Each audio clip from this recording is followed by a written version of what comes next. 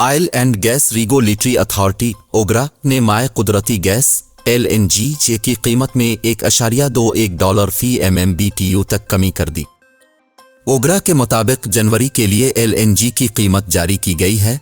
सुई northern system पर जनवरी में LNG $1.13 फी MMBTU सस्ती की गई है, जबकि सुई सदर्न सिस्टम पर जनवरी में LNG $1.21 फी MMBTU सस्ती हुई है। ओगरा का कहना है कि LNG की कीमत में कमी दिसंबर की कीमतों के मुकाबले में कम हुई है। ओगरा के मुताबिक सुई नॉर्दर्न सिस्टम पर LNG की नई कीमत $13.68 फी MMBTU मुकर्रर की गई है, जबकि सुई सदर्न सिस्टम पर LNG की कीमत $14.24 फी MMBTU मुकर्रर की गई है।